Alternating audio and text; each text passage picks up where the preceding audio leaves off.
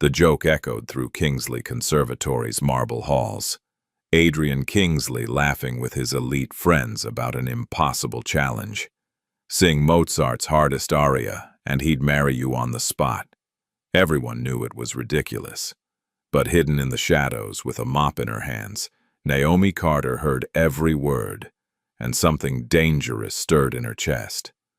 What none of them knew was that the quiet girl who cleaned their practice rooms had been singing that exact piece in secret for years, her voice more powerful than anything their privilege could buy. And when that very aria became the audition requirement for the televised winter showcase, Naomi faced an impossible choice: stay invisible and safe, or step into the spotlight and show them all what happens when you underestimate the maid's daughter. Just before we get back to it, I'd love to know where you're watching from today, and if you're enjoying these stories, make sure you're subscribed. The practice rooms at Kingsley Conservatory smelled like old wood and expensive perfume, a combination Naomi Carter had grown used to over the years. She pushed her cleaning cart quietly down the corridor, careful not to let the wheels squeak against the polished marble floors. It was nearly 8 in the evening, and most of the students had left for dinner, leaving behind their scattered sheet music and half-empty water bottles. Naomi paused outside practice room 7. The door stood slightly ajar, revealing the grand piano inside, its black surface gleaming under the soft overhead lights. She glanced down the hallway, empty, then slipped inside with her supplies. As she wiped down the piano bench, her fingers accidentally brushed against the keys, producing a single, clear note that hung in the air. Before she could stop herself, she was humming. The melody came naturally, effortlessly. Mozart's Der Hölle Rache, the infamous Queen of the Night aria. Her voice was soft, barely above a whisper, but it carried a purity that seemed to make the room itself hold its breath. She closed her eyes, letting the music flow through her, each note precise and crystalline. The sound of footsteps in the hallway jolted her back to reality. Her heart hammering, Naomi grabbed her spray bottle and cloth, busying herself with wiping down the piano's surface as if nothing had happened. The footsteps passed by without pausing, but her hands continued to shake for several minutes afterward. 3 floors above, in the conservatory's luxury lounge reserved for legacy students, Adrian Kingsley sprawled across a leather sofa while his classmates debated the merits of various opera composers. Adrian wasn't really listening. He rarely did during these gatherings, which felt more like mandatory social obligations than actual friendships. "Come on, Adrian," Marcus Webb called out, tossing a crumpled napkin at him. "You're the director's son. Tell us, are you even serious about music, or are you just coasting on your last name?" The group laughed, but there was an edge to it. Adrian had heard variations of this question his entire life. He sat up, irritation flickering across his face. "I'm as serious as I need to be," he said flatly. "That's not exactly a ringing endorsement," another student chimed in. "When was the last time you actually practiced?" Adrian's jaw tightened. The truth was he'd been practicing more lately, but admitting that felt like giving them exactly what they wanted, proof that he cared what they thought. "Fine," Adrian said, his voice dripping with sarcasm. "You want proof I'm serious? Here's a challenge for you all. Whoever can sing Mozart's hardest piece for me, the Queen of the Night aria, I'll marry them on the spot." The room erupted in laughter. Everyone knew the piece was nearly impossible, with its famously demanding high F notes that even professional sopranos struggled with. No student at Kingsley had ever performed it successfully. "You're insane," Marcus said between laughs. "Nobody here can sing that." "Exactly my point," Adrian replied, leaning back with a smirk. "So you can all stop questioning my commitment." The joke spread quickly through the lounge, students repeating it to each other with increasing embellishment. By the time the group dispersed for dinner, the challenge had become part of campus legend, Adrian Kingsley's impossible marriage proposal. Down in the practice wing, Naomi had just finished cleaning room 7 when she heard voices approaching. She quickly positioned herself beside her cart, head down, hoping to remain invisible as students passed by. But they stopped right near her, still laughing about something. "I'm telling you, Adrian actually said it," one of them was saying. "Whoever sings the Queen of the Night aria, he'll marry them." "Like that's ever happening," another voice responded. "That piece is impossible. Even the professors can't hit those notes properly." Naomi's hands tightened on the handle of her cart. She knew that piece. She'd been singing it in secret for 2 years, ever since she'd found an old recording in the conservatory's library. The notes that terrified everyone else felt natural to her, as if her voice had been designed specifically for those impossible intervals. But the thought of performing it, of standing on a stage where people could see her, judge her, remember that she was just the maid's daughter, made her stomach twist with anxiety. "Watch out," someone said sharply, and Naomi realized she'd been standing motionless in the middle of the hallway. She looked up to find herself face to face with the group from the lounge, Adrian at the center.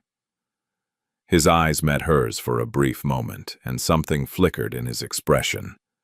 Curiosity, maybe, or recognition. Naomi's face had gone pale, her eyes wider than usual, and she looked strangely stricken.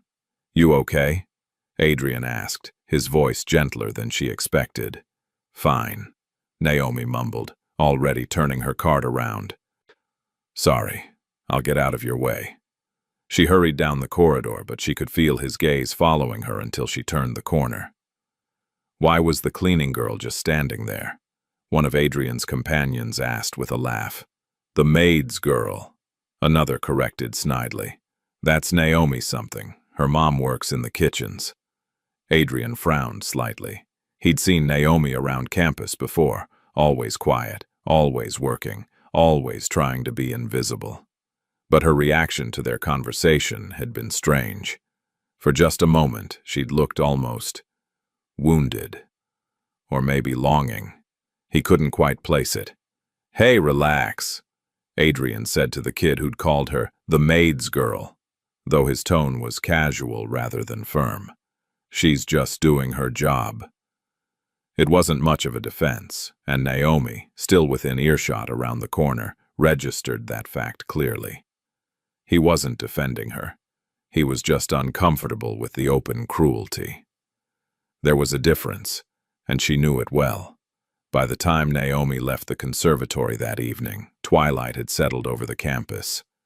She walked the worn path that led to the staff cottages, small, neat houses tucked behind the main buildings where the conservatory's service employees lived.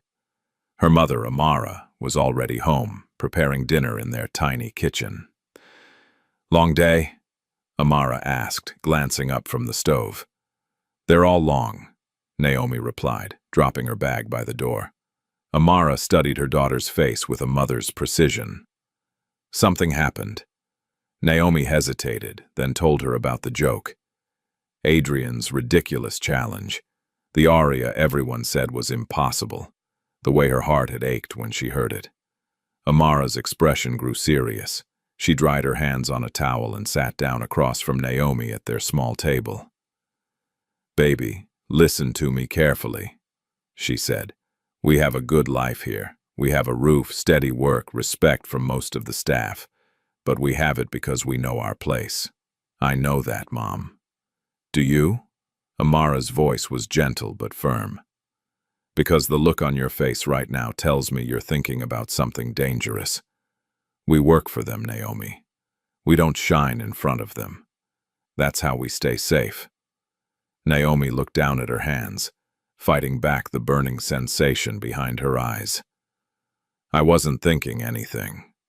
But they both knew she was lying. That same evening, across the campus in the grand Kingsley estate that overlooked the conservatory, Adrian sat through dinner with his mother, Evelyn Kingsley. The dining room could have seated 20 people comfortably, but tonight it was just the two of them at opposite ends of the long mahogany table. "I heard you were joking about marriage proposals today," Evelyn said, her tone clipped and disapproving. Adrian should have known word would reach her. Everything reached her eventually. It was just a joke, Mother. Everything is a joke to you, Adrian. That's precisely the problem. Evelyn set down her fork with careful precision. The Kingsley family has maintained this conservatory for 3 generations. Your grandfather built this institution from nothing. Your father expanded it into one of the most prestigious music schools in the country, and you treat it like it's some kind of social club. I'm here, aren't I? I'm enrolled. I'm attending classes. You're coasting, Evelyn said sharply. You have talent, real talent, but you waste it because you're too afraid of failure to actually try. So you make jokes and pretend nothing matters. Adrian felt the familiar tightness in his chest, the suffocating weight of expectations he'd never asked for. Maybe I just don't want the same things you want for me. Then what do you want? He didn't have an answer. That was the worst part. He genuinely didn't know. After dinner, Adrian found himself wandering the conservatory grounds, unable to settle. The campus was beautiful at night, with soft lights illuminating the pathways between buildings. He walked without direction, just moving to move, trying to escape the conversation with his mother that seemed to repeat itself endlessly in different variations. As he passed near the old wing of the conservatory, the section that housed storage rooms and maintenance areas, he heard something that made him stop mid-step. A voice. Faint, distant, but unmistakably beautiful. Adrian turned toward the sound, trying to pinpoint its source. It seemed to be coming from somewhere inside the building, filtered through vents or thin walls. The melody was delicate and heartbreaking, each note pure and controlled. Whoever was singing had a voice unlike anything he'd heard on campus, and he'd heard plenty. He followed the sound as well as he could, but it was like chasing a ghost. By the time he reached what he thought was the source, a maintenance corridor, the singing had stopped.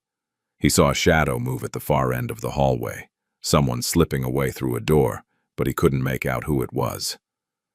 Adrian stood there for a long moment, the last notes still echoing in his memory. He wanted to hear that voice again, needed to, somehow. Late that night, in her small bedroom, Naomi sat on her bed with sheet music spread around her. She'd collected these pages carefully over the years, printing them quietly in the library, buying damaged copies from the campus bookstore, even hand-copying some pieces when she couldn't afford to print them. The Queen of the Night aria lay on top of the pile. She knew she shouldn't even be thinking about it. Her mother's warning still rang in her ears, but she couldn't help imagining what it would feel like to sing it freely, not hidden away in storage hallways and empty stairwells, but on an actual stage with an actual audience who was there to listen. In the darkness, Naomi allowed herself one quiet run-through of the aria's most difficult passage. Her voice soared effortlessly through the impossible intervals, hitting the high notes with crystalline precision. For 3 minutes she let herself believe it was possible.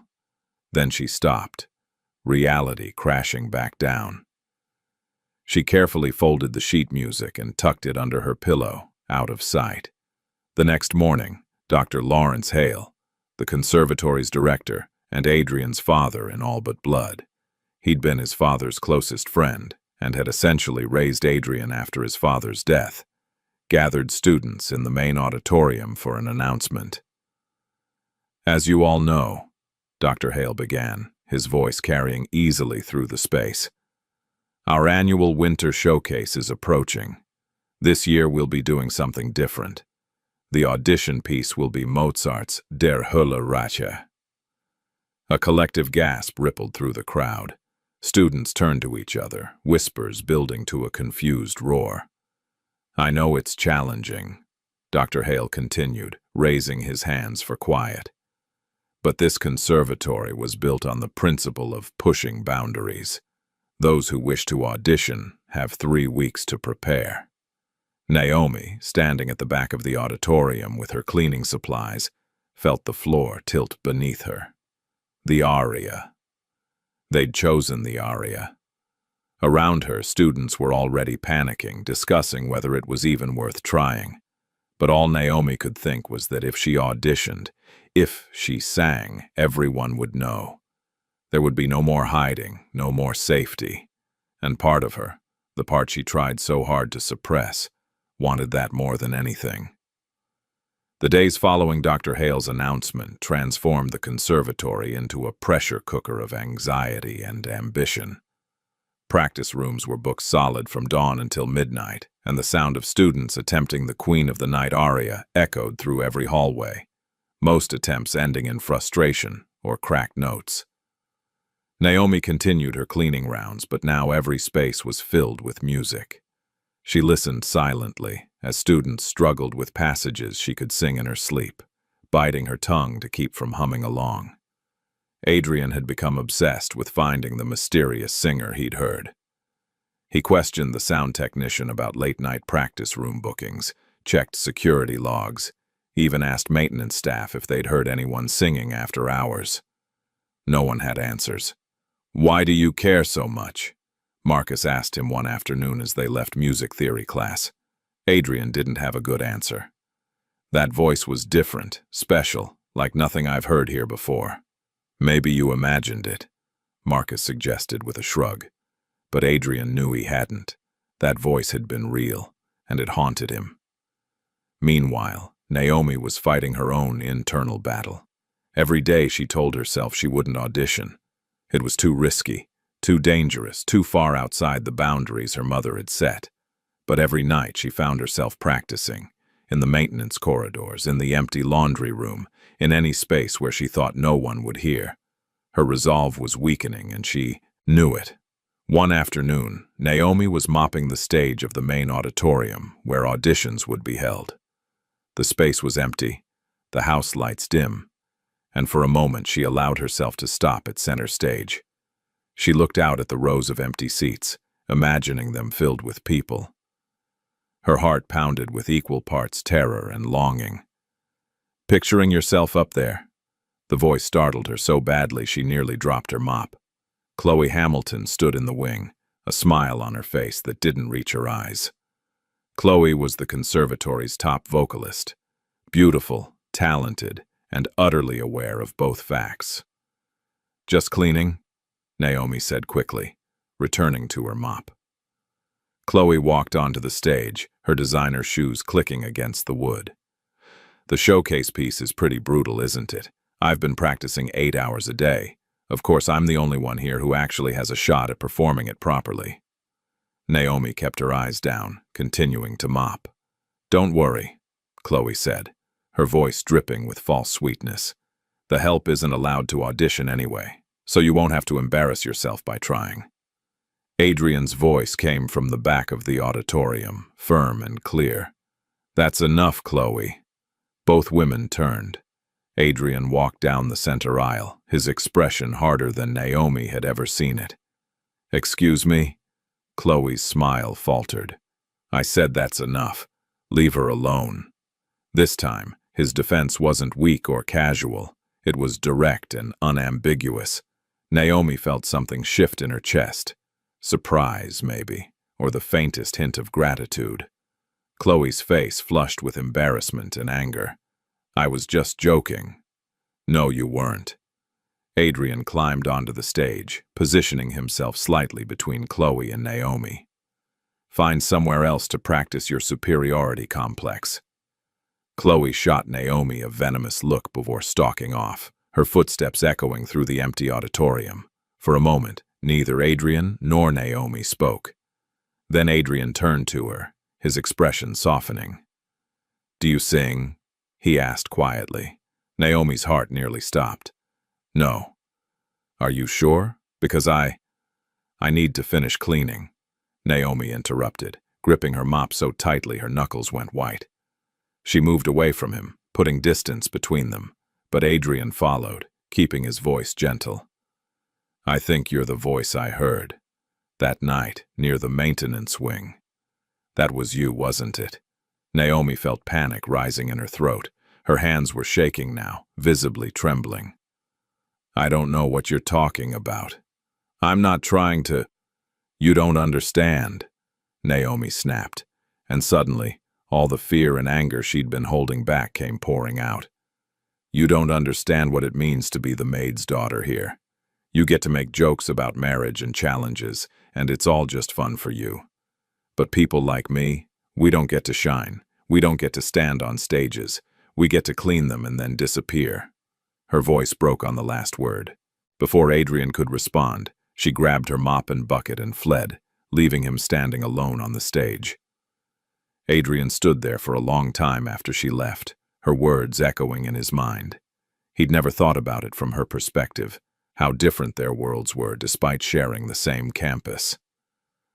The weight of his privilege sat uncomfortably on his shoulders.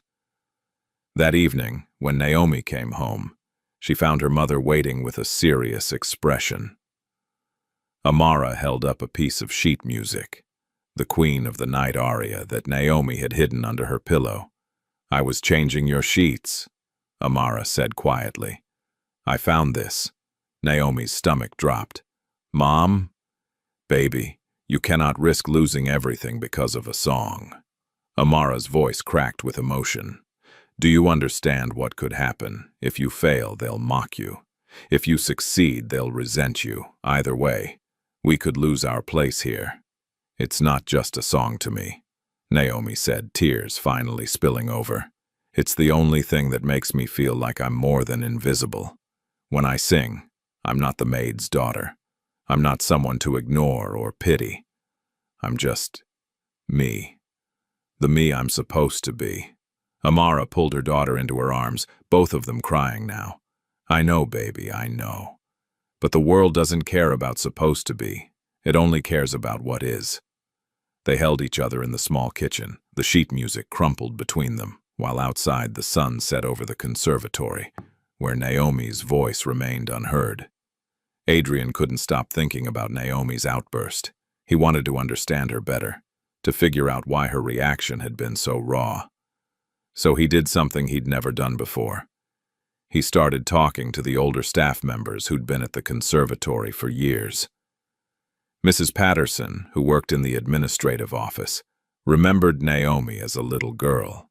Oh, she used to sing all the time, she told Adrian. At church, at staff gatherings, had the voice of an angel even then. But after her father left, must have been about 10 years ago, her mother pulled her away from everything. Said it was to keep her safe, keep her focused. Haven't heard that girl sing publicly since. The information sat heavy in Adrian's chest. Naomi had been silenced by circumstance, by fear, by a world that had taught her to make herself small. A few days later, Adrian was scheduled to rehearse a piece for his private lessons. When he arrived at the practice room, he couldn't find his sheet music anywhere. He searched his bag 3 times, growing increasingly frustrated. Looking for this? He turned to find Naomi standing in the doorway, holding his music. It looked slightly crumpled, as if it had been retrieved from somewhere it shouldn't have been. Where did you find that? In the trash can outside, Naomi said, setting it carefully on the piano. Someone must have thought it was garbage. Adrian knew it hadn't been an accident. Someone, probably one of the students who resented his casual attitude toward music, had thrown it away on purpose. Thank you, he said, meaning it more than she probably realized. Naomi nodded, already turning to leave. Wait, Adrian said. She paused, and he saw her reflection in the polished lid of the piano. I'm sorry, for the other day, for not understanding. You don't need to apologize. I think I do. He turned to face her properly. You were right. I've been treating this place, this opportunity, like a joke because I was afraid to actually try. But you'd give anything to have what I'm wasting. Naomi met his eyes, and for the first time she didn't look away immediately. Yeah, I would. The honesty in her voice cut through all the pretense and social barriers between them. For a moment, they were just 2 people who understood each other. Then Naomi left, And Adrian sat down at the piano with his recovered sheet music, thinking about her with an intensity that surprised him. Late that night, Naomi stood before the audition sign-up sheet that had been posted outside Dr. Hale's office. The hallway was deserted, the building quiet except for the distant hum of heating vents. She'd walked past this poster a dozen times over the past week, always telling herself she was just looking, not actually considering it. Now, standing here alone in the dim light, she reached out and tore off one of the registration slips at the bottom. Her hands trembled as she folded it and slipped it into her pocket. She hadn't decided yet. She told herself that. The slip was just paper. It didn't mean anything until she turned it in. But as she walked home through the dark campus, feeling the weight of that small piece of paper in her pocket, she knew she was lying to herself. The choice had already been made, somewhere deep inside where fear couldn't quite reach. She was going to sing. And everything, absolutely everything, was about to change. The night before, Naomi had held that registration slip in trembling hands, unable to sleep. Now at 5 in the morning, she crept through the empty conservatory like a ghost. The hallway outside Dr. Hale's office was silent, the fluorescent lights buzzing softly overhead. The sign-up sheet hung on the bulletin board, already filled with dozens of names. Confident signatures in bold ink, each one belonging to someone who had every right to be there. Naomi pulled out her slip and a pen. Her hand hovered over the last available line at the very bottom of the page. If she wrote her name, there would be no taking it back. Everyone would see it. Everyone would know. She pressed the pen to paper and wrote quickly, barely legible, Naomi Carter. Then she fled before anyone could see her, her heart pounding so hard she thought she might faint. Hours later, when Dr. Hale arrived at his office with his morning coffee, he reviewed the audition list. His eyes traveled down the names, all familiar students from prominent families or scholarship recipients, with impressive backgrounds. Then he reached the bottom and paused. Naomi Carter. He knew that name, though not as a student. Amara Carter's daughter, the girl who cleaned the practice rooms. Dr. Hale removed his glasses and cleaned them slowly, thinking. Then he carefully placed the list in his folder without comment. If she wanted to audition, she had every right to. Talent didn't care about job titles. Across campus, Adrian threw himself into practice with an intensity that surprised even his instructors. For the first time in years, he wasn't going through the motions. He worked on his breathing, his posture, his vocal technique. His accompanist, Professor Mills, noticed the change immediately. "What's gotten into you, Kingsley?" Mills asked after an especially focused session. Adrian didn't have a simple answer. He kept thinking about that mysterious voice, about Naomi's words on the stage, about how he'd been wasting opportunities she would give anything to have. He wanted to be worthy of something, even if he wasn't quite sure what. "Just trying to be better," Adrian said finally. Mills smiled. "Well, it's working. Keep this up and you might actually surprise people at auditions." Adrian practiced the Queen of the Night aria, transposed for his range, until his throat ached. He wasn't just doing it for the showcase anymore. He was doing it for the girl with the voice he couldn't forget, even if he didn't know who she was. Meanwhile, Naomi's secret practice sessions became increasingly desperate. She couldn't use the official practice rooms, they were all booked, and besides, she wasn't technically a student. So she found other places, hidden corners of the conservatory where sound traveled but people didn't. She sang in the emergency stairwell near the east wing, where the concrete walls created a natural echo chamber. She practiced in the industrial laundry room late at night, her voice soaring over the rumble of washing machines. She even snuck into the chapel on the edge of campus at dawn, letting her voice fill the empty space with its vaulted ceilings.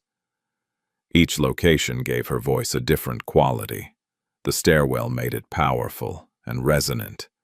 The laundry room taught her to project over noise. The chapel added a spiritual, almost otherworldly dimension. Without meaning to, Naomi was training in ways no practice room could have provided. Her voice grew stronger, clearer, more controlled. The impossible notes became second nature. She wasn't just preparing for an audition anymore. She was becoming something extraordinary. But campus whispers had already started. Chloe Hamilton had arrived early to practice one morning and noticed the audition list. She scanned it with the casual arrogance of someone who assumed she'd already won, then stopped dead at the bottom. Naomi Carter. Chloe knew exactly who that was. The quiet girl who pushed cleaning carts and avoided eye contact. The maid's daughter who had no business even thinking about the showcase. By lunchtime, Chloe had told 3 people. By dinner, the entire conservatory knew. The reactions ranged from amused disbelief to outright mockery. "Did you hear?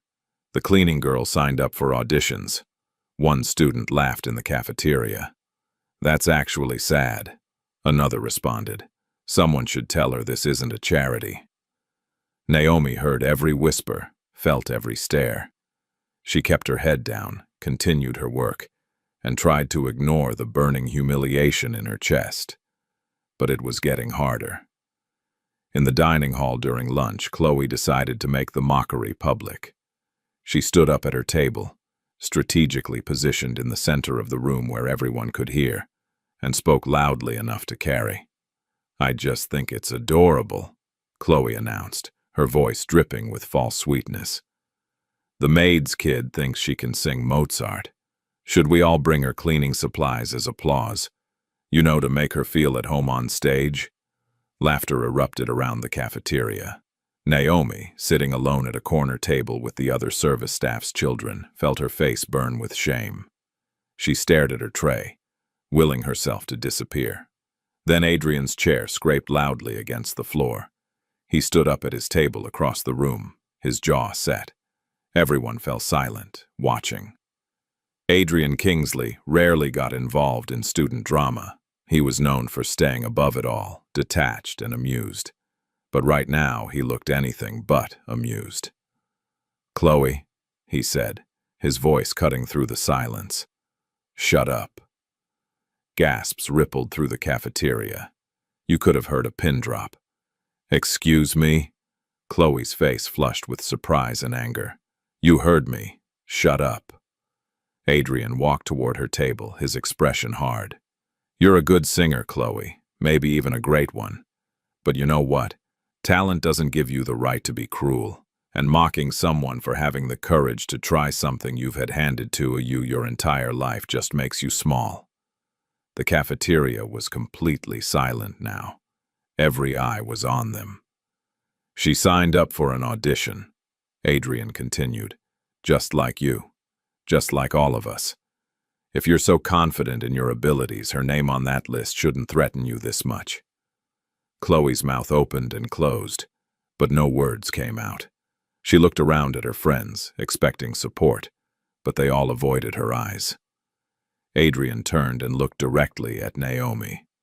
Their eyes met across the crowded room, and for the first time, Naomi didn't look away. Something passed between them. Understanding, maybe, or solidarity. She gave him the smallest nod, and a flicker of respect showed in her expression. Then Adrian walked out of the cafeteria, leaving Chloe humiliated and the entire student body buzzing with shock. Naomi left quickly after that, not wanting to become the center of more attention. But as she pushed her cart down the empty hallway, she felt something she hadn't felt in years. A tiny spark of hope that, maybe, just maybe, she wasn't completely alone in this. That night at home, the fight with her mother exploded. Amara had heard about the audition list from other staff members. She was waiting when Naomi walked through the door, her expression a mixture of fear and anger. "Tell me it's not true," Amara said. "Tell me you didn't put your name on that list." Naomi set down her bag slowly. "I did." "How could you?" Amara's voice rose, trembling. After everything I told you. After everything I've done to keep us safe here. Safe? Naomi's own anger flared. Is this safe, Mom? Working ourselves to exhaustion while everyone treats us like we're invisible? Never speaking up, never trying, never being anything more than what they expect. Yes, Amara shouted. Yes, that is safe. Because the alternative is being humiliated, rejected, cast out. I'm already humiliated, Naomi screamed back, tears streaming down her face. Every single day I'm humiliated. I clean up after people who don't even look at me. I listen to them practice music I could sing better while I scrub their floors. I have this thing inside me, Mom, this voice, and you're asking me to bury it forever because you're afraid. I'm afraid because I love you. Amara was crying now too. I'm afraid because I know what this world does to people like us when we forget our place. This is why I warned you. Amara continued, her voice breaking. They will never let you stand with them, baby. Never. And when they tear you down, and they will, we'll lose everything. I'm not living my life in fear because of what might happen.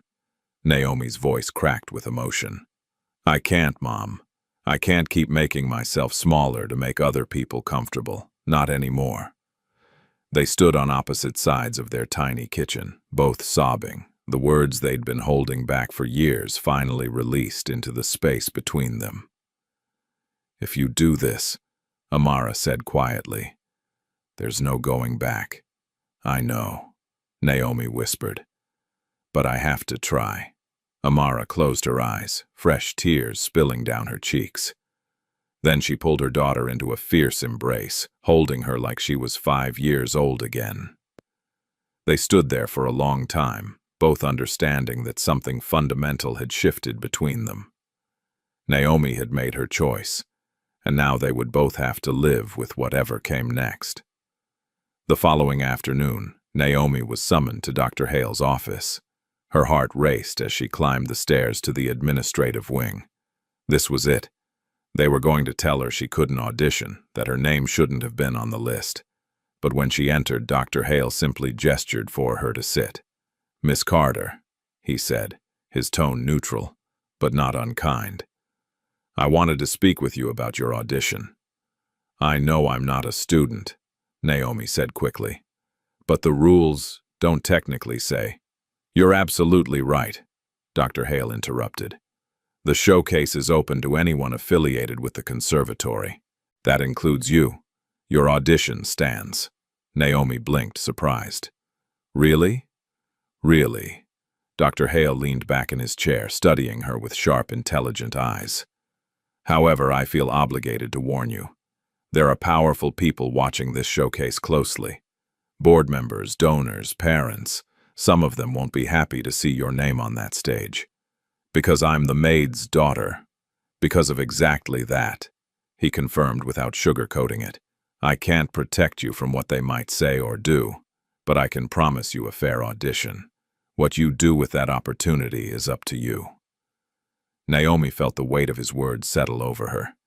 This wasn't just about singing anymore. This was about challenging every assumption people had about who belonged in spaces like this.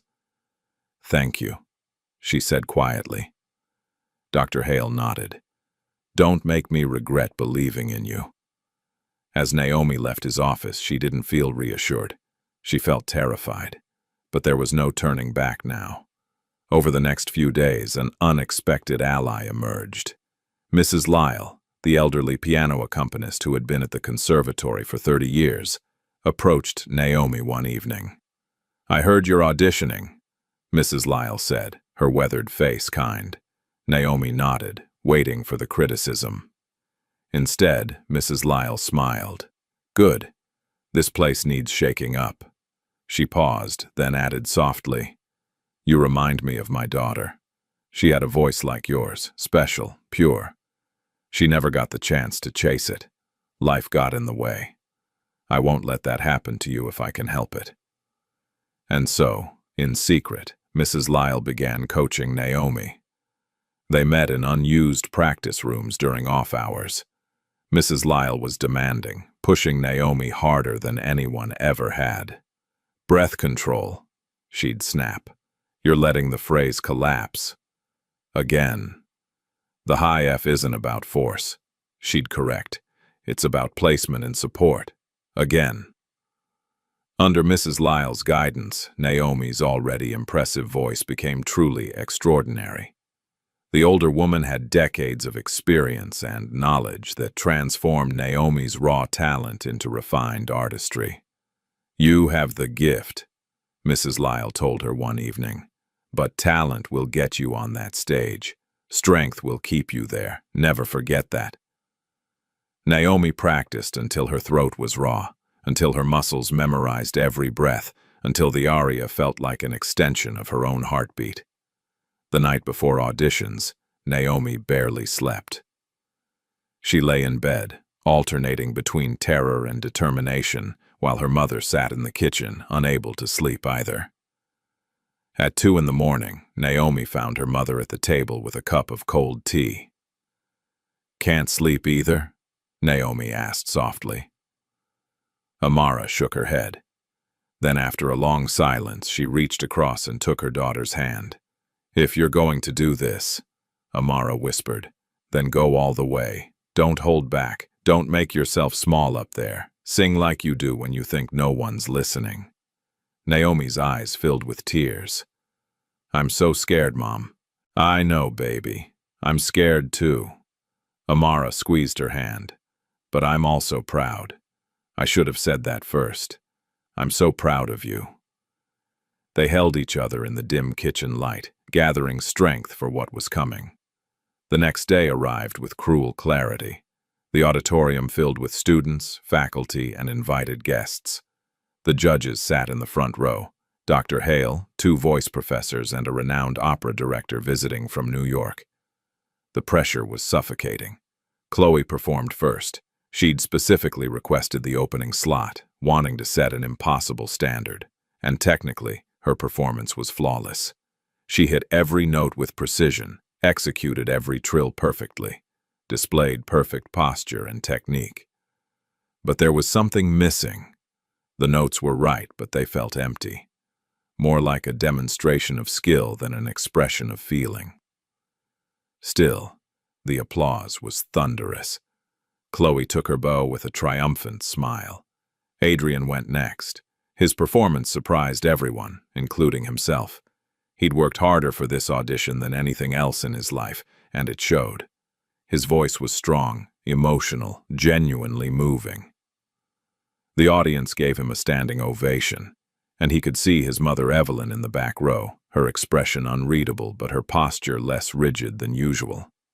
Then came several other students, each competent but forgettable after Chloe's technical perfection and Adrian's emotional performance. Then the stage manager called, "Naomi Carter." The whispers started immediately, rippling through the auditorium like wildfire. "That's the cleaning girl. Is this a joke? Why is she even here?" Naomi stood in the wings, her entire body shaking. She could hear every whisper, feel every judgmental stare waiting for her. Mrs. Lyle stood beside her, gripping her shoulders. "Remember," Mrs. Lyle whispered fiercely, "you don't sing for them. You sing for yourself. For every dream you've ever had to hide, you sing for truth." Naomi nodded, unable to speak. Then she stepped onto the stage. The lights were blinding. The audience was a dark mass of judgment. She could feel hundreds of eyes on her, most of them skeptical or hostile. She found Adrian in the crowd. He was sitting forward, his expression stunned, as if he'd just realized something. Dr. Hale gestured for quiet, though the whispers continued. Naomi walked to center stage, her cleaning uniform traded for a simple black dress her mother had altered for her. She looked small, terrified, completely out of place. Then the accompaniment began. Naomi closed her eyes, and as Mrs. Lyle had taught her, she found her center. That quiet place inside where the music lived. She thought of her father's last embrace, her mother's fears, Adrian's defense. Every moment she'd been told to be quiet. She opened her mouth. The first note that emerged was so pure, so crystalline, so impossibly perfect that the entire auditorium fell instantly, completely silent. Even the people who had been whispering stopped mid-word, their mouths hanging open. Adrian shot upright in his seat. It was her, the voice he'd been searching for, the voice from the vents. It had been Naomi all along. On the judges' panel, Dr. Hale leaned forward so quickly his glasses nearly fell off. The opera director from New York grabbed the armrest, his eyes wide. The voice professors exchanged looks of pure astonishment. In the back row, Evelyn Kingsley lowered her phone slowly, her expression transforming from disinterest to unwilling fascination. Naomi continued singing, and with each phrase, something extraordinary happened. Her fear began to dissolve. Her body, which had been rigid with terror, slowly opened. Her voice, already stunning, seemed to expand and fill every corner of the massive space. She wasn't just singing the aria, she was embodying it. The queen of the night's rage, pain, and power flowed through her as if she'd been born to perform this exact piece at this exact moment. In the audience, people forgot to breathe. Chloe sat frozen, her face drained of color. This wasn't possible. The maid's daughter couldn't be better than her. It violated everything she believed about the natural order of the world. But she was. As Naomi reached the aria's infamous high F sequence, the notes that professional sopranos struggled with, she didn't just hit them. She soared through them with such ease, such control, such shimmering beauty that several people in the audience began to cry. Adrian felt tears on his own cheeks and didn't bother wiping them away. He was watching someone transform right before his eyes. This wasn't the quiet girl who pushed cleaning carts. This was a force of nature, raw and powerful, and absolutely undeniable. Naomi's performance became something beyond technical skill. Fragments of memory flashed through her mind as she sang, her father teaching her first lullaby, her mother's warning, the years of silence, the secret practice sessions, all of it pouring into the music. Her voice carried not just notes, but her entire life story. Every moment of pain and hope compressed into 3 minutes of transcendent sound. The judges weren't just listening anymore. They were experiencing something rare, the kind of performance that reminded them why they'd devoted their lives to music in the first place. As Naomi hit the final, impossible high note and held it, crystal clear and unwavering, the entire auditorium seemed to hold its breath with her. Then silence. Complete. Total silence. For 5 full seconds, nobody moved. Nobody breathed. The auditorium felt frozen in time. Then, like a dam breaking, the audience erupted. People leaped to their feet. Students who had mocked her hours before were crying and cheering. Faculty members applauded until their hands hurt. Even some of the conservative board members in the back rose slowly, unable to deny what they'd just witnessed. The applause was deafening, thunderous, absolutely overwhelming. Naomi stood at center stage, trembling violently, tears streaming down her face. She'd done it. She'd actually done it. The thing she'd dreamed about in secret for years had finally happened, and it was more terrifying and exhilarating than she'd ever imagined. Her legs began to give out.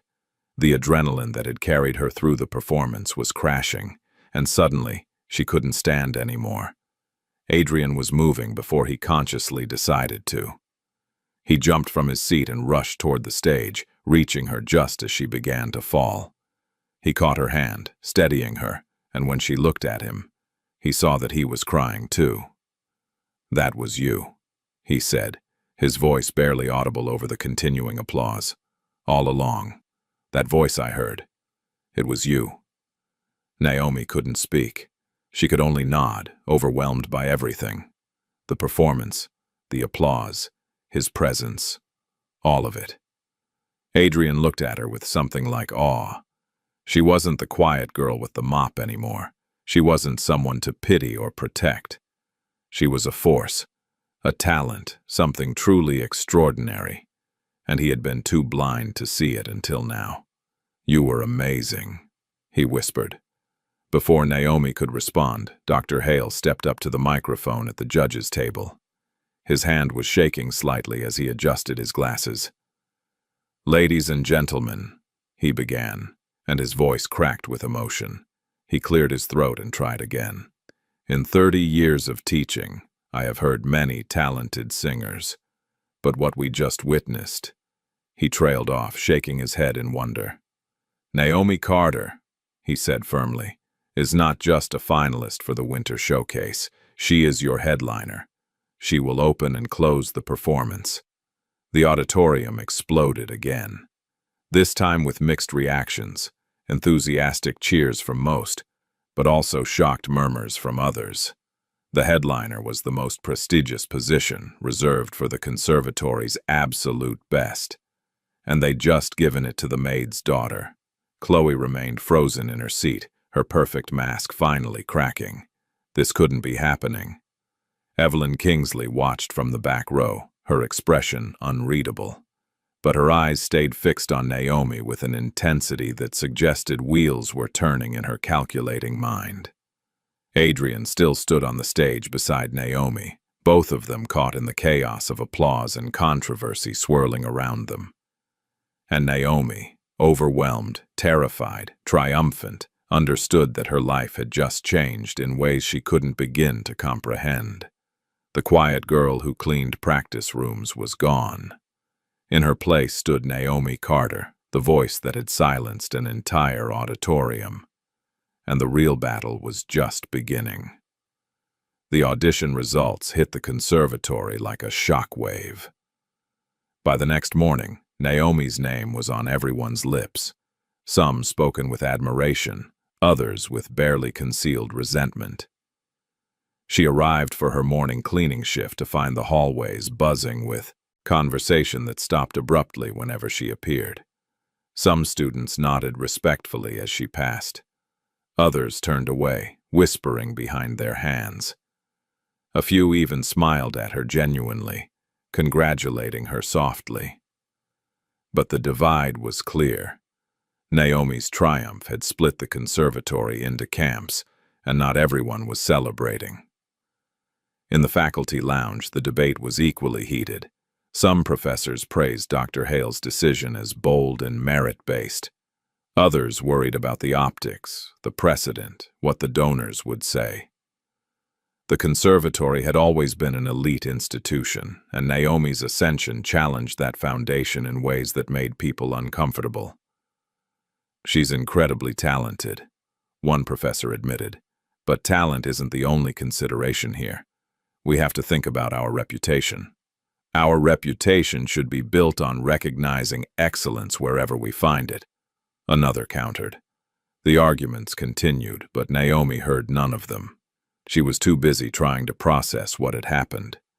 She'd done the impossible, sung her way onto the biggest stage of her life, but instead of feeling triumphant, she felt exposed, like a spotlight had been turned on her that she couldn't escape. That afternoon, Evelyn Kingsley summoned Dr. Hale to a private meeting in the conservatory's administrative conference room. She arrived precisely on time, dressed impeccably, her expression cool and controlled. "Lawrence," she began without preamble, "we need to discuss yesterday's decision." Dr. Hale set down his coffee carefully. "If you're referring to Naomi Carter, the decision was based purely on merit. Her audition was the strongest by a considerable margin." "I'm not questioning her talent," Evelyn said, though her tone suggested otherwise. "I'm questioning the wisdom of making her the headliner. The Winter Showcase isn't just a student recital. It's a fundraising event. Our donors expect a certain standard. And Naomi doesn't meet that standard." Dr. Hale's voice was dangerously quiet. "She's the daughter of our kitchen staff," Evelyn said bluntly. "That may not matter to you in your artistic bubble, but it matters to the people who keep this institution running. I've already received calls from 3 board members expressing concern." "Concern about what, exactly?" That talent might not correlate with social class? Evelyn's eyes narrowed. Don't be naive, Lawrence. You know how this looks. People will say we're making a political statement, or worse, that the audition was rigged because of your friendship with Adrian. Dr. Hale stood abruptly, his usual calm demeanor cracking. I have served this conservatory for 23 years. My integrity has never been questioned. And I will not demote a student. Yes, I said student, because powerful people are uncomfortable with where her mother works. Then you're risking the funding we need to keep this place open, Evelyn said coldly. Several donors have already hinted they might, it says him, withhold contributions if we continue down this path. Then perhaps we need different donors. Dr. Hale's voice was firm. Naomi Carter earned that spot. She will perform. If that costs us money from people who value social status over artistic merit, then so be it. Evelyn stood, her composure intact despite the rejection. I hope you don't come to regret this decision, Lawrence, for all our sakes. She left without another word, but the threat hung in the air long after she'd gone.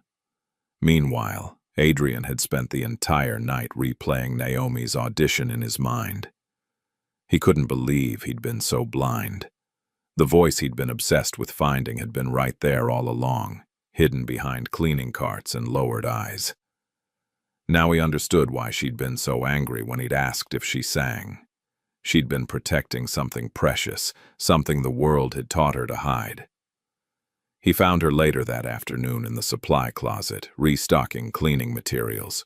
She was alone, humming quietly to herself, and the sound made his chest ache. Naomi, he said softly from the doorway. She jumped, nearly dropping a bottle of floor cleaner. You scared me. Sorry, I wanted to talk to you. About yesterday. Naomi's expression closed off immediately. What about it? You were incredible. I knew the voice was special, but I didn't know it was yours. I didn't think the cleaning girl could sing like that. Naomi's voice was sharper than she intended. That's not what I meant, Adrian said quickly. I didn't see you. Really see you. And I should have. Naomi studied his face, looking for the joke or the pity, but found only sincerity. Still, she couldn't quite trust it. His world was so different from hers that his kindness felt like something temporary, something that would evaporate once the novelty wore off. I need to finish restocking, she said, turning back to her work. Adrian wanted to say more, but he could see she was building walls again, so he just nodded and left, though he looked back once before disappearing around the corner.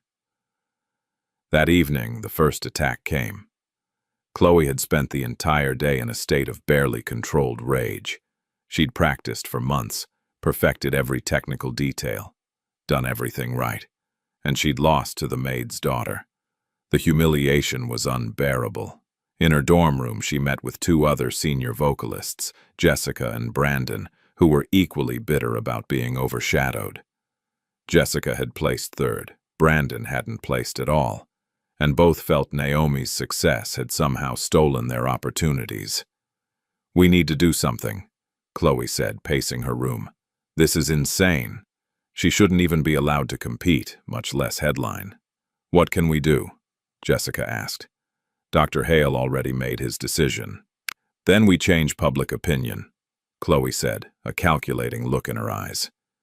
We remind everyone exactly who she is. Brandon pulled out his phone, already filming. I know where she keeps her cleaning supplies. 20 minutes later, they'd recorded a video tour of Naomi's locker in the custodial closet, her mop, her spray bottles, her stained work gloves. They edited it with mocking captions. Your winter showcase headliner, ladies and gentlemen. And, from cleaning toilets to center stage, what's wrong with this picture? They posted it on every student social media platform they could find. By midnight, it had been shared hundreds of times. Naomi woke up the next morning to her phone buzzing frantically. Notifications flooded her screen. Tags, comments, shares, all of them pointing to the video. Her hands shook as she watched it, seeing her work life reduced to a punchline, her achievement framed as a joke. The comments were brutal. This is what happens when we lower our standards. She should stick to what she knows, cleaning. Talent doesn't change where you come from. There were supportive comments, too, people defending her, but the cruel ones cut deeper. Naomi felt the walls closing in. She'd known this would happen, but knowing didn't make it hurt less. At the conservatory that day, the whispers were louder. Students snickered as she walked by. Even some teachers looked away, uncomfortable with the controversy. Naomi kept her head down, pushing her cart through the hallways like she was invisible again. But invisibility was no longer an option. At lunch, the cafeteria was packed as usual. Naomi sat alone at a corner table trying to eat while ignoring the stares and whispers. The video was playing on several students' phones, the mocking laughter carrying across the room. Adrian was sitting with his usual group when he saw the video for the first time. His face went dark with anger. "Who made this?" he demanded. Marcus, sitting beside him, shrugged uncomfortably. "Does it matter? It's already everywhere." Adrian stood up so abruptly his chair fell backward. He walked directly to the center of the cafeteria, grabbed an empty chair and climbed onto it so everyone could see him. "Can I have everyone's attention?" he called out. The cafeteria slowly fell silent, all eyes turning toward him. Adrian pulled out his phone and held it up. "This video that's been going around, it's disgusting, and everyone who shared it should be ashamed." Murmurs rippled through the crowd. Chloe, sitting at her usual table, went pale. "Naomi Carter earned her spot through talent, period," Adrian continued, his voice strong and clear. "She didn't get special treatment. She didn't cut corners. She sang better than anyone else. And the fact that some of you are trying to tear her down because of what her mother does for a living says a lot more about you than it does about her." He paused, letting his words sink in.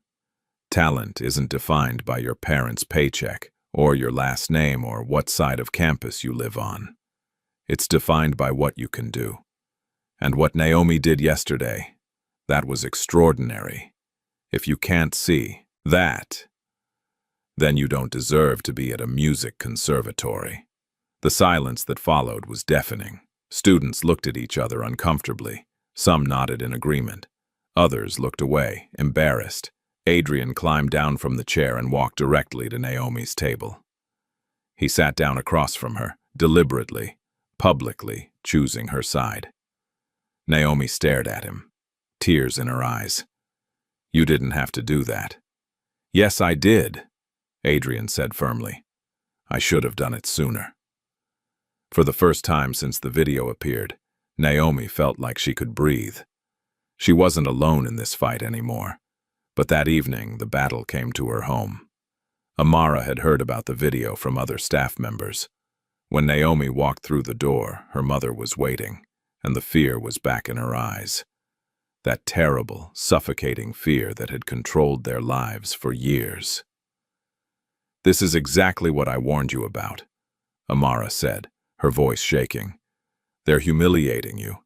They're humiliating us, and it's only going to get worse. Mom, you need to withdraw," Amara said desperately. "Tell Dr. Hale you can't do it. We'll go back to how things were before." "I'm not withdrawing." Naomi's voice rose, matching her mother's intensity. "I'm not giving them that satisfaction."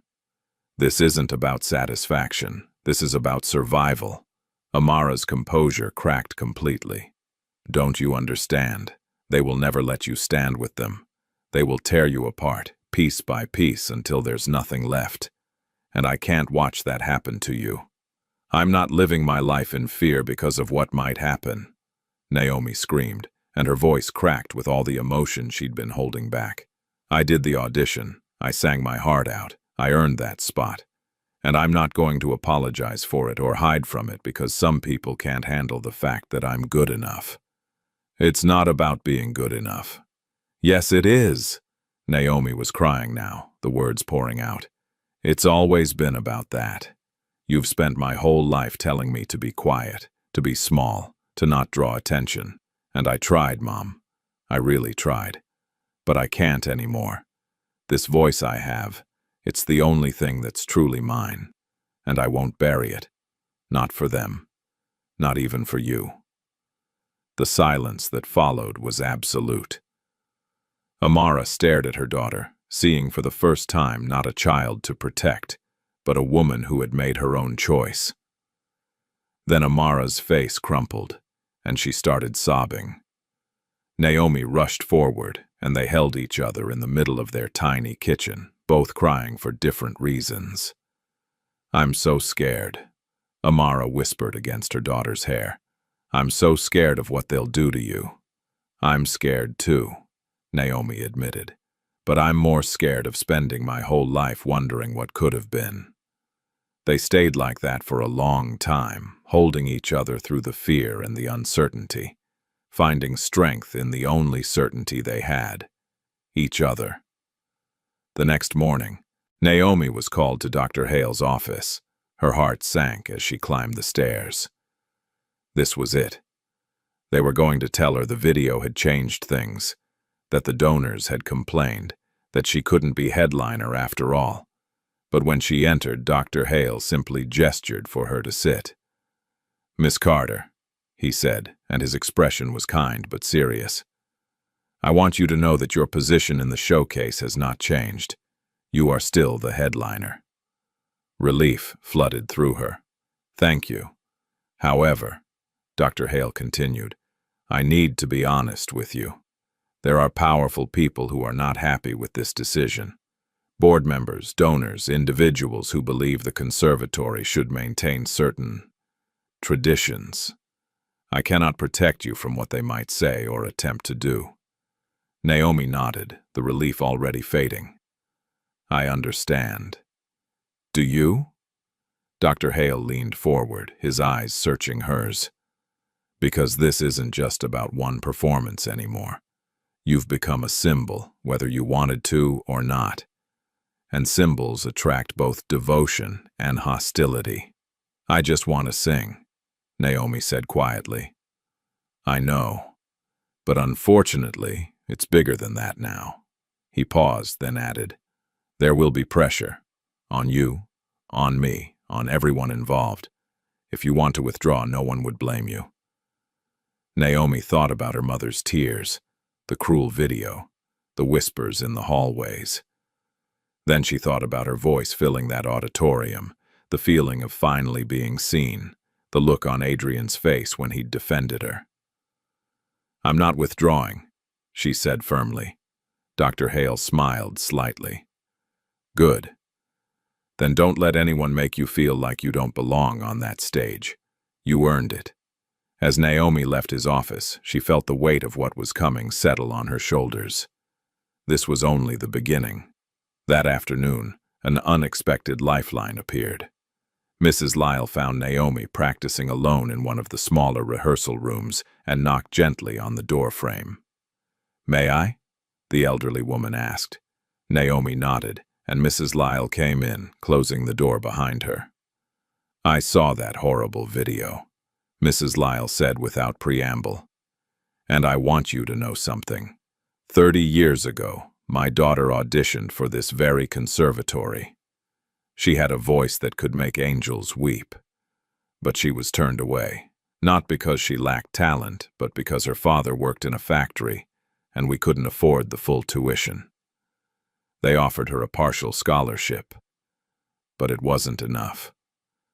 Mrs. Lyle's eyes grew distant with old pain. "She gave up music after that. Got a practical job, married young, had a family. She died 5 years ago, and I don't think she ever forgave herself for giving up. Every time I accompany a student now, I wonder what she could have been." Naomi felt tears building again. "You remind me so much of her," Mrs. Lyle continued. "The same pure tone, the same emotional depth. But you have something she never got, a real chance. And I will not let the same prejudice that destroyed her dream destroy yours. Not while I'm still breathing." "What can I do?" Naomi asked. "It feels like the whole world is against me." "Then you make yourself undeniable. Mrs. Lyle said fiercely. You practice until your voice is so powerful, so flawless, so absolutely magnificent that no one, not the board members, not the donors, not anyone, can dismiss you. Talent got you here. Excellence will keep you here. From that day forward, Mrs. Lyle trained Naomi with ruthless intensity. They worked on breath control until Naomi could hold notes that seemed impossible. They practiced emotional phrasing until every word carried weight. They refined her stage presence until she commanded attention simply by standing still. Naomi's voice, already extraordinary, became something transcendent. But while Naomi was training, Evelyn Kingsley was strategizing.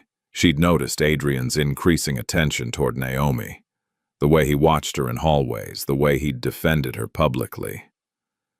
And she'd misinterpreted it entirely. She thought Naomi was manipulating Adrian, using her Cinderella story to gain his sympathy and, through him, access to the Kingsley family's influence. Evelyn wouldn't allow it. She invited Chloe's parents, wealthy donors who sat on the conservatory's board, to a private dinner at the Kingsley estate. Over expensive wine and carefully prepared courses, she laid her groundwork. This Naomi situation is troubling, Evelyn said casually. I worry about the message we're sending to families who have supported this institution for generations. Chloe's father, Richard Hamilton, nodded gravely. Chloe was devastated. She's been preparing for years. And she performed beautifully, Evelyn assured him. Technically perfect. But Dr. Hale seems to have prioritized novelty over consistency. Are you suggesting the decision was flawed? Mrs. Hamilton asked carefully. I'm suggesting, Evelyn said, choosing her words precisely, that perhaps Chloe deserves another opportunity to prove herself. If she performs at the showcase, not as headliner of course, but in a prominent role, it would send the message that we value our dedicated students. She didn't say what everyone understood. That elevating Chloe would diminish Naomi's moment, would frame the showcase as a competition rather than a celebration of Naomi's unprecedented talent. The Hamiltons left that evening with renewed purpose. Chloe would get her moment, one way or another. But Chloe had her own plans. She'd spent days seething, plotting, looking for weaknesses in Naomi's armor. Then she discovered something useful, Naomi's practice schedule. The girl was predictable, always using the same rehearsal rooms during the same time slots. Chloe hatched a plan. If she could prove Naomi was inconsistent, that her audition was a fluke, then maybe Dr. Hale would reconsider. She started following Naomi, secretly recording her practice sessions on her phone. Finally, she captured it. A moment where Naomi, exhausted from hours of practice, hit a difficult passage slightly off-key. Her voice cracked for just a moment before she corrected herself and continued. Chloe immediately went to work editing the clip. She isolated that one imperfect moment, looped it several times to make it seem like Naomi struggled repeatedly, and added a caption. The amazing headliner can't even hit the notes consistently. How much longer are we pretending this was merit-based? She sent it to 10 people. Within hours, it had spread to hundreds. The damage was immediate. Students who had been on the fence about Naomi began questioning her abilities. Faculty members worried about the showcase becoming a disaster. Even some of Naomi's supporters started to doubt. Naomi saw the video during her afternoon shift and felt her confidence crumble. That one moment of weakness, captured and weaponized, made her feel exposed all over again. What if she wasn't good enough? What if the audition had been a fluke, a moment of luck she couldn't replicate? Her hands shook as she pushed her cleaning cart through the hallways, and for the first time since the audition, she seriously considered quitting. That evening, she found Adrian waiting outside the supply closet. He looked furious. This video, he said without preamble. It's edited. I can prove it. Naomi shook her head wearily. Does it matter? Everyone believes it anyway. It matters because it's a lie. Adrian pulled out his own phone, showing her the metadata from the clip. The audio has been manipulated, and I think I know who did it. Chloe, almost certainly. Adrian's jaw was tight with anger. I'm going to Dr. Hale. This is sabotage.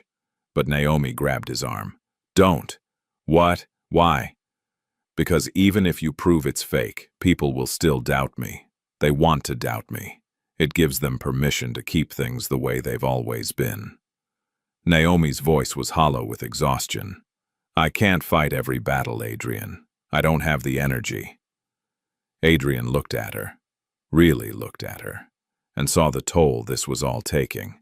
The girl who had stood so tall on that audition stage was being worn down piece by piece. Then let me fight some of them for you, he said quietly. Naomi met his eyes and saw something there she hadn't expected. Genuine care, not pity or guilt, but actual concern for her as a person. It broke through her defenses in a way nothing else could. Why do you care so much? She asked, her voice barely a whisper. Adrian hesitated, then said simply, because you're the most real person I've met in this place, and I'm tired of watching real things get destroyed by fake people. In that moment, something shifted between them. Not quite romance. The circumstances were too intense, too complicated for that. But a connection, a partnership. They were allies now, in a war neither of them had asked for, but both were determined to win. Okay, Naomi said finally. Show Dr. Hale the proof, but I need to be there too. Adrian nodded. Tomorrow. We'll do it together. As they stood in the dim hallway, two people from completely different worlds united by a single truth, that talent and worth had nothing to do with where you came from. They both understood that the real battle was just beginning. And this time, Naomi wouldn't face it alone. The next morning, Adrian and Naomi walked into Dr. Hale's office together. The director looked up from his paperwork, surprised to see them as a united front, and gestured for them to sit. This should be interesting, he said dryly. Adrian pulled out his phone and showed Dr. Hale the edited video, then displayed the metadata proving the audio manipulation. Chloe Hamilton recorded Naomi during a private practice session without consent, then edited the recording to make her sound inconsistent. It's sabotage. Dr. Hale's expression darkened as he reviewed the evidence. This is serious. Recording someone without permission violates our code of conduct, and deliberately spreading false information about another student. There's more, Naomi added quietly. The first video of my cleaning supplies, that was Chloe too. She had help from Jessica Andrews and Brandon Foster. Dr. Hale removed his glasses and rubbed his eyes wearily. I'll handle this. They'll face disciplinary action. But Naomi, I need you to understand something. Punishing them won't change how some people feel about you being headliner. I know, Naomi said, but at least the truth will be out there. After they left, Dr. Hale made several calls. By that afternoon, Chloe, Jessica, and Brandon were summoned to a formal disciplinary hearing. The evidence was undeniable and the consequences were swift. All three were suspended from the conservatory for the remainder of the semester, effective immediately. They would not perform in the winter showcase. Chloe's face went white when the verdict was announced. You're ruining my future over one video. You attempted to ruin another student's reputation through deception, Dr. Hale said coldly. You're fortunate we're not expelling you entirely. Dismissed. Chloe left his office in tears, but they were tears of rage rather than remorse. In her mind, she hadn't done anything wrong. She'd simply exposed what everyone was thinking. That Naomi didn't belong, that this whole situation was a mistake. But the damage to Chloe's own reputation was severe. By evening, everyone knew what she'd done. Students who had shared her videos felt complicit in the sabotage. Faculty members who had questioned Naomi's placement now felt ashamed of their doubts. The tide of opinion shifted again, this time decisively in Naomi's favor. Yet just as things seemed to stabilize, Dr. Hale received the news that changed everything. A national arts network had reached out. They wanted to broadcast the Winter Showcase live across the country. It would reach millions of viewers, showcase the conservatory to potential students nationwide, and represent a massive opportunity for everyone involved, including Naomi. When Dr. Hale announced this during the mandatory showcase meeting, the rehearsal hall erupted in excited chatter. This wasn't just a school performance anymore. It was a national event. Naomi felt the air leave her lungs. National television, millions of people. The pressure that had already felt crushing suddenly became almost unbearable. After the meeting, she found herself hyperventilating in the women's restroom. Mrs. Lyle discovered her there, sitting on the floor with her head between her knees. "I can't do this," Naomi gasped. "It's too much, too many people. What if I fail in front of the entire country?" Mrs. Lyle sat down beside her on the cold tile floor, unconcerned about her dignity. "Let me tell you something about fear, child. Fear doesn't mean you're not ready. It means you understand what's at stake." "That doesn't help," Naomi said weakly. "Listen to me." Mrs. Lyle's voice was firm. "You've been training for this your entire life, even when you didn't know it. Every song you sang in secret, every moment you practiced alone. It was all preparing you for this. You are ready. But you have to believe that. What if I don't? Then you fake it until you do." Mrs. Lyle smiled slightly. "Confidence is just fear that's learned to take a breath and step forward anyway." Over the next 2 weeks, the rehearsals intensified. The conservatory brought in television crews to set up cameras and lighting. The auditorium was transformed into a broadcast studio with professional sound equipment and multiple camera angles. Everything felt bigger, more official, more terrifying. Naomi rehearsed the full aria with the orchestra for the first time, and even the seasoned musicians were awestruck. The conductor, Maestro Chen, paused repeatedly during their first run-through, not because of mistakes, but because he was genuinely moved by what he was hearing. "Miss Carter," he said during a break, "in 40 years of conducting, I have heard perhaps 3 sopranos who could truly master this piece. You are the 4th. Don't let anyone convince you otherwise." His words helped, but they also added weight. 3 sopranos in 40 years. That meant if she failed, it would be spectacular and very public. Adrian attended every rehearsal he could, watching from the seats. He wasn't performing in the showcase anymore. After being named headliner, Naomi would open and close the performance. And Adrian had volunteered to step back so other students could have spots. But he couldn't stay away. Watching her rehearse had become the best part of his day.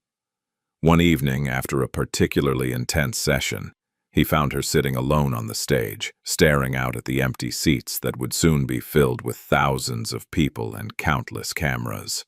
"You're going to be amazing," he said, sitting beside her. "You don't know that," Naomi replied, but her voice lacked conviction. "Yes, I do. I've heard you sing a dozen times now. You get better every time." He paused, then added quietly, "I'm proud to know you." Naomi turned to look at him, really look at him, and saw something in his expression that made her breath catch. This wasn't just friendship or alliance anymore. Something deeper had been growing between them, something neither of them had quite acknowledged. "Adrian." But before she could finish, a stage manager called out that they needed to clear the auditorium for the night. The moment passed, unfinished, but not forgotten. Meanwhile, Evelyn Kingsley had been watching these developments with growing frustration. Naomi hadn't crumbled under pressure. The discipline hearing had backfired, making Chloe look petty and vindictive. And Adrian's attachment to the girl was becoming increasingly obvious and concerning. She decided it was time for a more direct approach. Evelyn arranged to meet Amara Carter privately, inviting her to the estate under the pretense of discussing catering arrangements for the post-showcase reception. Amara arrived nervous, dressed in her best work clothes, not understanding why Mrs. Kingsley would want to meet with her personally. Evelyn was civil, but cold. "Mrs. Carter, I wanted to speak with you mother to mother." Amara's anxiety spiked. "Is something wrong?" "That depends on your perspective." Evelyn poured tea neither of them would drink. "Your daughter is very talented, but I worry that this sudden attention, the showcase, the television broadcast, my son's interest, might be setting her up for disappointment." "Naomi earned her spot fairly," Amara said carefully. "I'm not disputing that. But the world beyond this conservatory can be cruel, especially to people who rise above their station too quickly. The press will investigate her background. They'll ask questions about her family, her circumstances. It could become quite uncomfortable for both of you." Amara's hands tightened in her lap. She understood what Evelyn was really saying. "Back down, pull your daughter out, return to your place." "With all respect, Mrs. Kingsley," Amara said, her voice steadier than she felt. "My daughter has spent her whole life being uncomfortable so that other people could be comfortable. I think it's someone else's turn." Evelyn's expression hardened. "I hope you don't come to regret that attitude." "I already regret 17 years of the opposite attitude," Amara replied. "At least this way. My daughter knows I believe in her." She left before Evelyn could respond, her heart pounding but her spine straight. When she got home, she told Naomi about the meeting. Instead of fear, she saw pride in her daughter's eyes. "You stood up to her," Naomi said, amazed. "I learned from the best," Amara replied, pulling her daughter into an embrace. As the showcase date approached, Naomi's anxiety reached a fever pitch. The night before the performance, she couldn't sleep. She paced her small bedroom, practicing phrases, doubting everything. At 2 in the morning, she finally broke down crying from sheer exhaustion and fear. Amara heard her and came in, sitting on the edge of the bed. "Baby, talk to me." "What if I freeze?" Naomi whispered. "What if I get out there and nothing comes out? What if everyone's right? What if I don't belong?" Amara took her daughter's face in her hands. "You listen to me. Tomorrow night, millions of people will hear you sing, and some of them will be little girls like you were, little girls who think their voices don't matter because of where they come from. You're not just singing for yourself anymore. You're singing for all of them. That's so much pressure." "No, baby. That's purpose." Amara smiled through her own tears. "You don't sing for the people who doubt you. You sing for the little girl you used to be, who needed someone to show her it was possible." Naomi clung to her mother, drawing strength from words she desperately needed to hear. The day of the showcase arrived with brutal clarity. The conservatory buzzed with controlled chaos, television crews checking equipment, stage managers coordinating timing, performers running through last-minute rehearsals. The energy was electric and terrifying. Naomi arrived early, her hands shaking as she signed in backstage. The dressing rooms were filled with students in formal wear, nervous energy bouncing off every surface. She found her assigned space, a small area with a mirror and costume rack, and tried to steady her breathing. Chloe appeared in the doorway.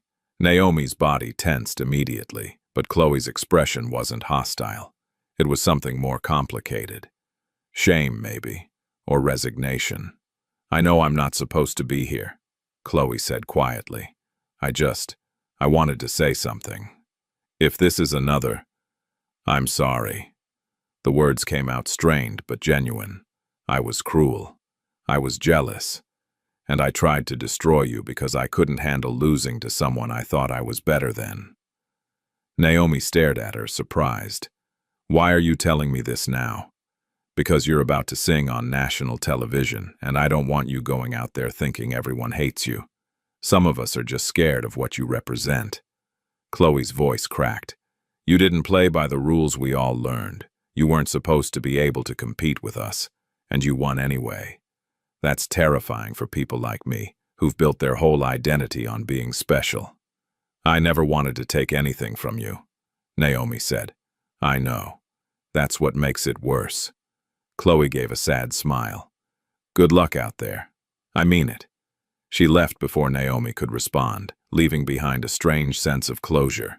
But the day's surprises weren't over. An hour before showtime, Naomi discovered a problem. Her performance shoes, the ones she'd carefully broken in and practiced in for weeks, were damaged. Someone had cut partway through the heel of one shoe, not enough to be immediately obvious, but enough that it would snap if she put her full weight on it during performance. Naomi's heart sank. This was sabotage, but there was no time to figure out who or why. She only had 60 minutes before she went on. For a moment, panic overwhelmed her. Then she took a breath, remembering Mrs. Lyle's words.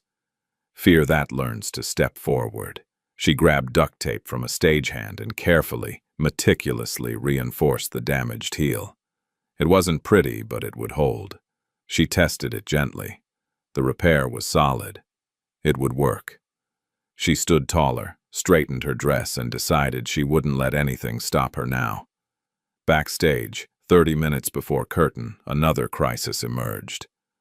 Adrian found his mother waiting in the wings, her expression tense.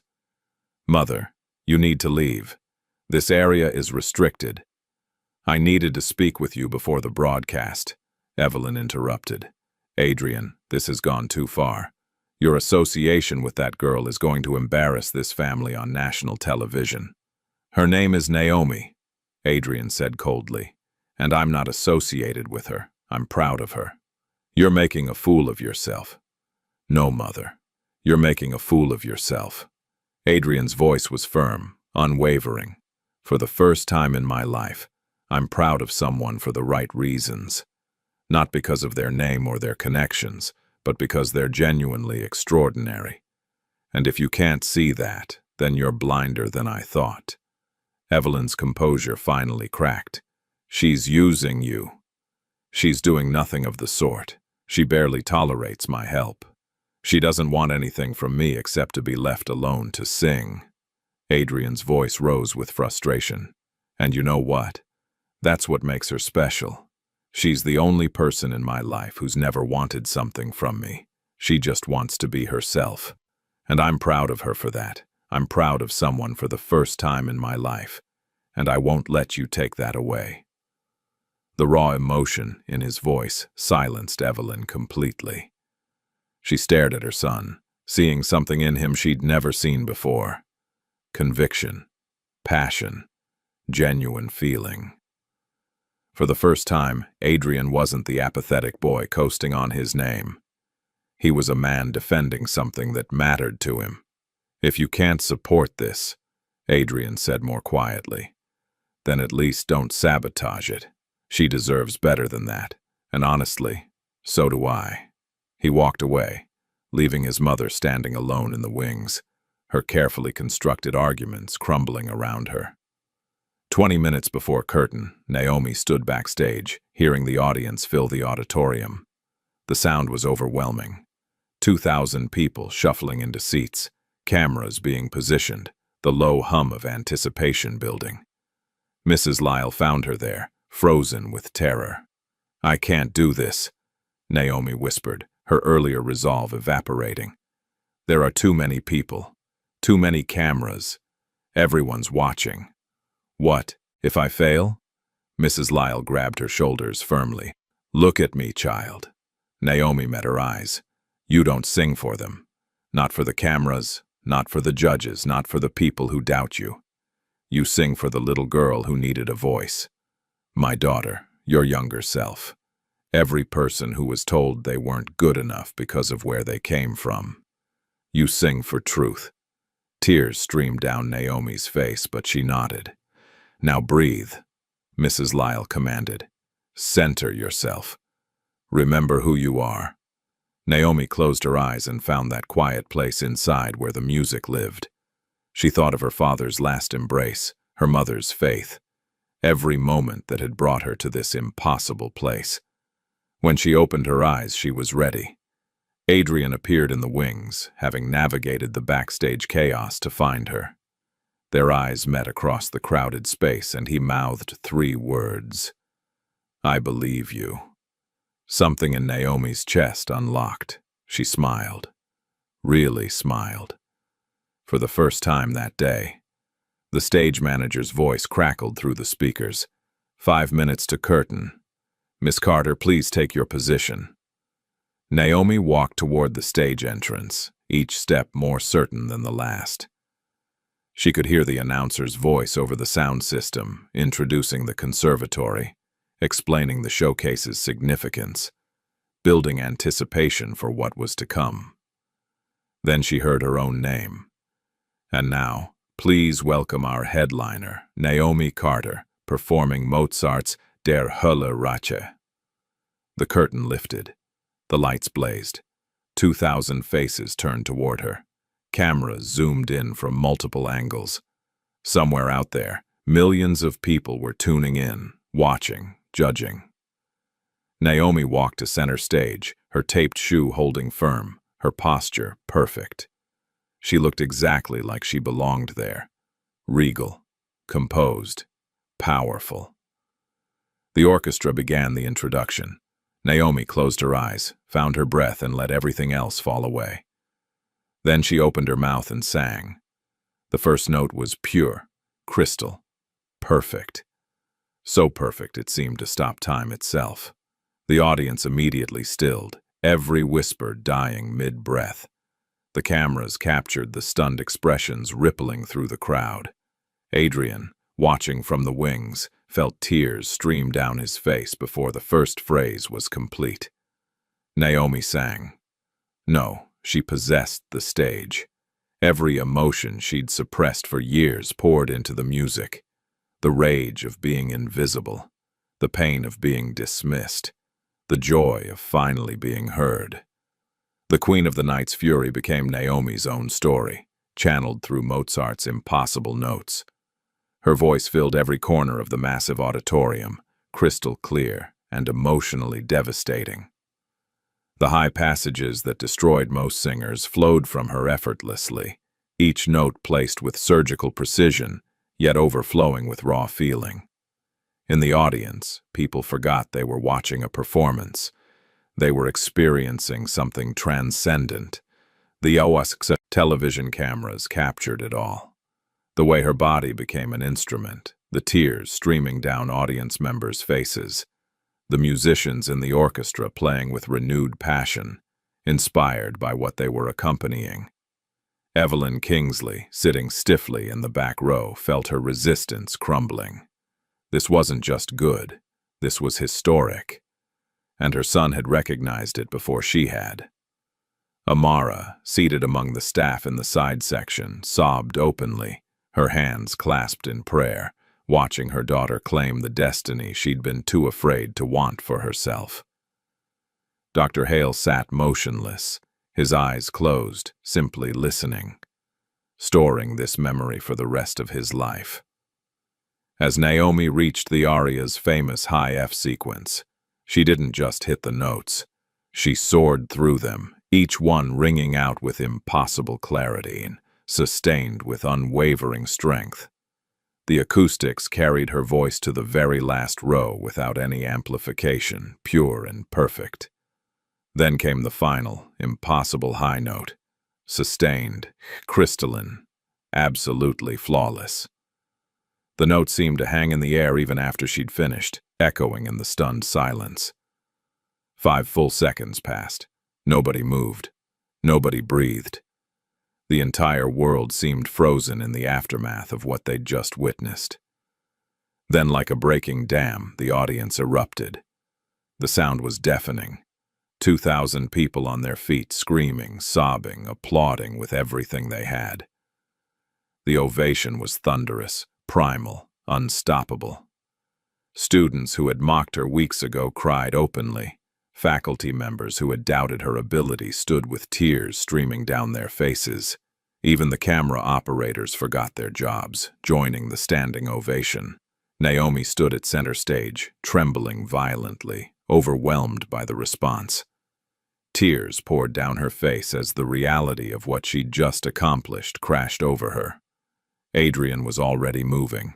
He vaulted from the wings onto the stage, live on national television, in front of everyone, and walked directly to her.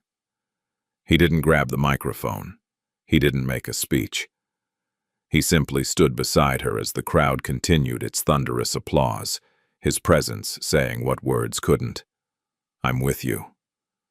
Naomi looked at him through her tears, and he took her hand. Not romantically, not possessively, just solidarity. Two people who had found something real in a world of pretense. The cameras captured it all. The standing ovation, Adrian's unscripted appearance, Naomi's tears of joy and disbelief, the entire room united in recognition of something extraordinary. When the applause finally began to fade, nearly 3 full minutes later, Dr. Hale walked onto the stage with a microphone, his own eyes red from crying. "Ladies and gentlemen," he said, his voice unsteady, "in all my years at this conservatory, I have never... This is..." He couldn't finish. He simply gestured to Naomi, and the applause erupted again. Backstage, after Naomi had taken 4 separate bows and the show had finally moved to its next performers, she collapsed into a chair, shaking uncontrollably from adrenaline and emotion. Mrs. Lyle wrapped a blanket around her shoulders. "You did it, child. You actually did it." "I can't believe that just happened," Naomi gasped. "Believe it. The whole world just saw what I've known all along. You're extraordinary." As the showcase continued around them, Naomi's phone, which she'd left in her dressing room, began exploding with notifications, messages, calls, emails, all flooding in at once. The performance was already going viral online. Clips were being shared millions of times. Major news outlets were picking up the story. In just 3 minutes of singing, Naomi had become a national sensation. Later, after the showcase had ended and the television crews were packing up, reporters swarmed Naomi. Questions flew from every direction, cameras in her face, microphones thrust toward her. She was overwhelmed, exhausted, barely able to process what was happening.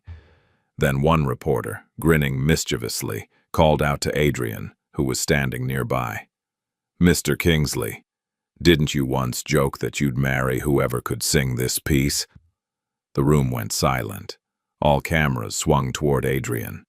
Adrian looked at the reporter, then at Naomi, then back at the cameras.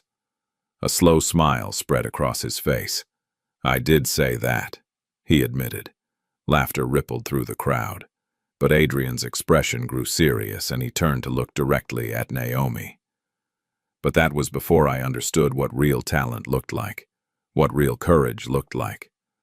His voice was quiet but clear, picked up by every microphone in the room. "So no, I'm not holding anyone to a stupid joke I made, but I am proud of her. Genuinely, deeply proud. And I want to be in her life, if she'll have me." The room erupted with noise, reporters shouting questions, cameras flashing. But Naomi only saw Adrian. She walked toward him through the chaos, her face flushed, her heart pounding. "You can ask me again," she said softly, "when the world isn't watching." Adrian's smile widened. "Deal." The crowd roared with laughter and applause. In the days that followed, Naomi's life transformed completely. Scholarship offers poured in from prestigious music academies around the world. Agents contacted her. Opera houses expressed interest. She was no longer the Maid's daughter. She was Naomi Carter, the voice that had captivated a nation. Major news networks ran stories about her. From custodial staff to center stage became a headline repeated across the country. Her performance video accumulated millions of views. Music critics called her a once-in-a-generation talent and the voice of our time. The conservatory saw a massive influx of donations, not from the old guard protecting tradition, but from new donors inspired by Naomi's story. Dr. Hale established a scholarship fund in her name for students from non-traditional backgrounds. Chloe, watching all this from her suspension, felt a strange mixture of regret and relief. She'd lost, yes, but she'd also been freed from the crushing pressure of having to be perfect. She started therapy, began examining why she'd been so threatened by Naomi's success, and slowly started the work of becoming a better person. Evelyn Kingsley, in a private moment with her son, finally admitted something she'd never said before. "You were right about her. I'm sorry I couldn't see it sooner." Adrian accepted the apology, but things between them had fundamentally changed. He'd stood up to her, chosen his own values over her expectations, and found himself stronger for it. 3 weeks later, Naomi received a full scholarship to the Manhattan Conservatory, one of the most prestigious music schools in the world. She would leave at the end of the term, beginning a new life far from the hallways she'd once cleaned. On her last evening at Kingsley Conservatory, she stood alone on the empty stage where everything had changed. She touched the microphone, remembering the terror and triumph of that night. Adrian found her there, as somehow she'd known he would. "Ready for your next chapter?" he asked, sitting beside her on the edge of the stage. "Terrified," Naomi admitted, "but also excited. You're going to be incredible. You keep saying that. Because it keeps being true." Adrian smiled, then added quietly, "I meant what I said that night, about wanting to be in your life." Naomi turned to look at him fully. "I know, but Adrian, our worlds are so different." "They were," he interrupted gently. "But you changed the world just by being brave enough to sing. If you can do that, we can figure out the rest. One step at a time." Naomi considered this, then smiled. "One step at a time," she agreed. They sat together in comfortable silence, watching the stage lights dim one by one. "You know," Adrian said eventually, "that joke about marriage, it really was the stupidest thing I've ever said." Naomi laughed, really laughed for the first time in weeks. "It definitely was. But I'm glad I said it, because it led to you. And you're the best thing that's happened to this place in years." "I'm the best thing that's happened to me in years," Naomi said softly. "I finally get to sing for myself, not in secret, not in fear. Just sing. That's all I ever wanted," she whispered. "This time I sing for me." The stage lights went out completely, leaving them in darkness, but neither moved.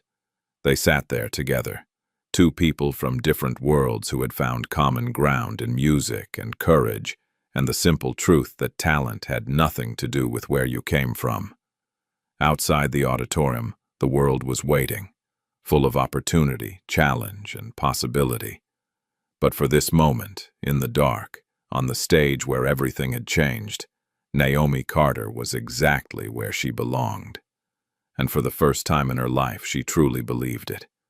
When you're forced to choose between the safety of silence and the risk of your own voice, which would truly cost you more? If this story moved you, hit that like button and subscribe for more stories about courage, redemption, and the power of never giving up on who you're meant to be.